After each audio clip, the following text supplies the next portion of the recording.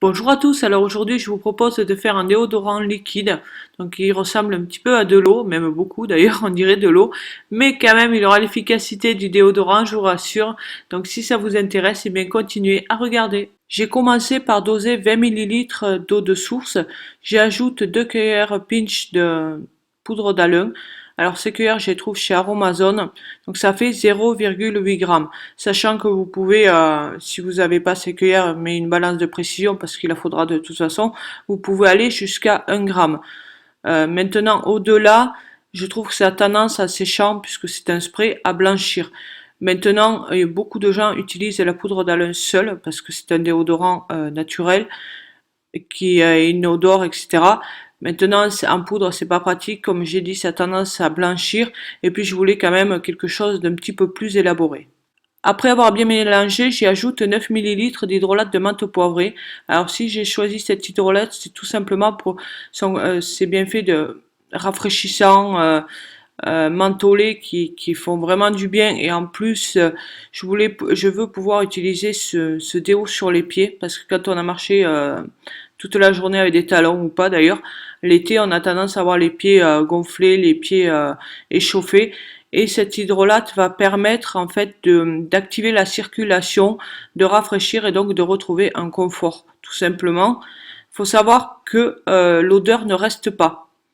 C'est-à-dire qu'une fois vaporisée, au bout de même pas un quart d'heure, l'odeur reste pas. Donc en tant que déodorant pour les aisselles, il n'y a pas de souci. Mais je vais quand même y rajouter une fragrance pour avoir tout simplement un déo qui sent bon. Comme fragrance, je vais mettre celle de lilas blanc, je vais en mettre 17 gouttes. Alors, j'ai senti en fait le flacon à côté de celui d'hydrolat et les deux s'accordent super bien, bizarrement. Je m'y attendais pas du tout, mais ça s'accorde vraiment bien. Maintenant, comme je vous ai dit, l'odeur de menthe va partir. Donc, c'est le lilas qui va rester tout simplement parce que c'est une fragrance, c'est fait pour. Maintenant, il faut savoir que ce n'est pas aussi présent qu'un déodorant que vous trouvez dans le commerce, tout simplement parce que c'est des fragrances naturelles, tout bêtement. Maintenant, moi, si j'ai choisi de faire mon déo, c'est tout simplement pour le côté naturel, parce que les déos qu'on trouve dans le commerce, je déteste l'odeur parce que ça, quand on met du parfum, ça l'étouffe complètement ou alors ça fait un mélange horrible. Tandis que là, comme l'été, on a tendance à mettre des parfums quand même assez fleuris, même vanillé, ça s'accordera bien. Donc voilà, c'est pour ça que j'ai choisi le lilas. Comme conservateur, j'ai choisi le Naticide, donc j'en mets 6 gouttes. Alors faut savoir que celui-là, c'est même la même chose que le Cosgar, à part qu'il est plus naturel et donc il y a moins de risque d'allergie. Et comme on en vaporise au niveau des aisselles, que c'est quand même une zone sensible, c'est pour ça que j'ai préféré mettre du Naticide.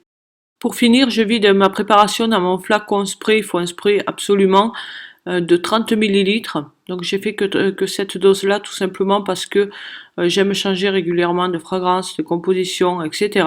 Mais il faut savoir qu'on peut le garder 3 mois. Alors comme vous pouvez le voir, le lilas a tendance un petit peu à se déphaser, c'est-à-dire se séparer du reste de la préparation, tout simplement parce que à côté c'est de l'hydrolat, donc de l'eau florale, et de l'eau de source. Et comme les huiles essentielles, en fait, les fragrances ne sont pas solubles complètement dans la phase aqueuse, donc l'eau. De fait, ça se sépare tout simplement. Il faut secouer un petit peu comme les systèmes biphasés. Il faut secouer un petit peu tout simplement pour avoir une odeur homogène à chaque utilisation. Après, voilà, c'est pas grave si vous secouez pas. C'est tout simplement que l'odeur va rester tout simplement au fond du flacon, la fragrance. Maintenant, sachez que contrairement aux huiles essentielles, mettons, ça ne laissera pas du tout de film gras ou autre. Comme je le signale toujours, il faut faire un test cutané préalable avant la première utilisation. Donc pour ça, je vous invite à aller en barre d'infos, voir la procédure à suivre. Bien voilà, j'espère que ça vous a plu. Si c'est le cas, likez, partagez, n'hésitez pas à me laisser des commentaires, j'y répondrai avec plaisir. Et si ce que je fais vous plaît, eh bien, abonnez-vous à ma chaîne. Et donc en attendant la prochaine vidéo, je vous dis à très bientôt et prenez soin de vous. Bye bye.